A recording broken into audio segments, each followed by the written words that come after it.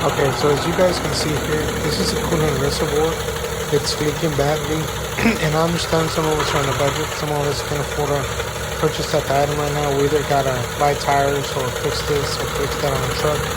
So I'm gonna give you guys a quick tip on how to fix this. Temporary. It's not a full solution, but it's temporary. Okay.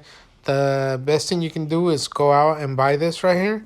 I'm leaving a link on the video on what you can buy, and basically empty out your coolant reservoir completely.